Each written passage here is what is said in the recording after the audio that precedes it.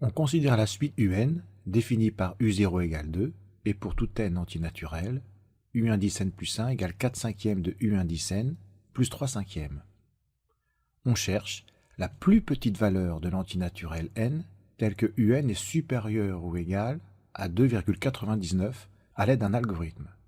On a donc écrit l'algorithme suivant qui permet de trouver la solution du problème. Tout d'abord, U prend la valeur 2 puisque la valeur initiale de la suite est 2. Puis n prend la valeur 0 car le premier indice de la suite est 0. Puis on va écrire une boucle tant que qui va nous permettre de trouver cet entier naturel n. Donc tant que U est plus petit que 2,99, alors U prend la valeur 4 cinquièmes de U plus 3 cinquièmes, ce qui permet de calculer la valeur suivante de U. Et bien évidemment, n prend la valeur n plus 1, c'est-à-dire qu'on augmente l'indice de la suite de 1. Et on répète cette opération tant que U est plus petit que 2,99. Une fois la boucle tant que est achevée, on affiche la valeur de n recherchée. Nous allons maintenant écrire cet algorithme à l'aide de notre TINSPIR CXCAS. Pour écrire notre algorithme, on va créer un nouveau classeur et ajouter une page de calcul. Pour faire apparaître notre éditeur de programme, on va appuyer sur Menu, Fonctions et Programmes, puis choisir Éditeur de programme et Nouveau. Apparaît une boîte de dialogue dans laquelle on va écrire le nom de notre programme. Appelons-le par exemple Algo2. On va laisser le type programme et on valide et on écrit notre programme dans la fenêtre de droite.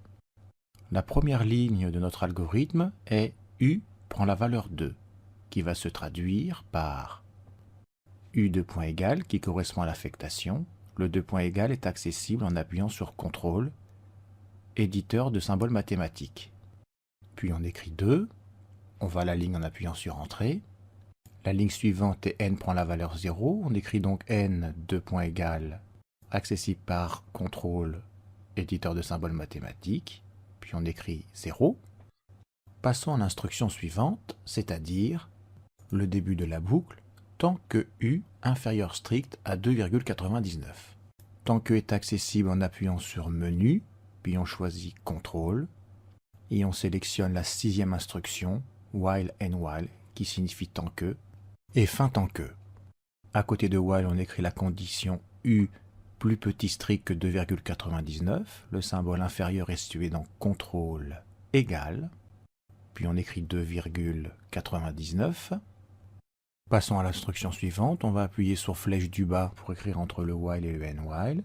Et l'instruction U prend la valeur 4 cinquièmes de U plus 3 cinquièmes, s'écrit U 2 point égal, accessible dans CTRL, éditeur de symboles mathématiques. Écrivons 4 cinquièmes en utilisant le symbole fraction, accessible dans CTRL, puis la touche diviser. On écrit 4 au numérateur et 5 au dénominateur.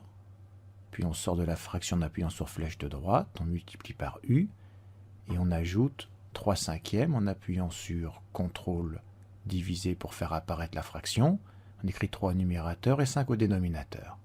Écrivons n 2 point égal accessible par CTRL puis la touche à droite du 9. Et on écrit n plus 1. Fin tant que est déjà écrit par n while. On va donc appuyer sur Entrée pour ajouter une ligne. La dernière instruction est afficher n. On va donc appuyer sur Menu, choisir les entrées-sorties et sélectionner l'instruction disp qui signifie afficher et on écrit juste après n. Avant d'exécuter notre programme, il faut l'enregistrer. La petite étoile qui figure à côté du nom nous rappelle que nous n'avons pas enregistré les dernières modifications de notre programme. On va donc utiliser le raccourci CTRL-B pour vérifier la syntaxe et enregistrer notre programme avant de l'exécuter. On peut aussi retrouver cette instruction en appuyant sur Menu, Vérifier la syntaxe et Enregistrer. Une fois effectué, un message d'erreur nous indique qu'il y a trop d'arguments. Ceci signifie que nous avons fait une erreur dans notre programme. On va appuyer sur OK. Notre TNSPIR place le curseur au voisinage où nous avons fait une erreur et nous avons écrit une virgule, ce qui est un séparateur d'arguments, à la place du point qui correspond au symbole décimal. On fait la modification et on appuie sur CTRL-B pour enregistrer notre programme et on constate que notre programme a bien été enregistré. Dirigeons-nous maintenant dans la fenêtre de gauche en appuyant sur CTRL-Tab et écrivons le nom de notre programme pour l'exécuter, algo2, ouvrez fermez parenthèses car il n'y a pas d'argument, et on valide. Et on constate que la valeur de n recherchée était n égale 21.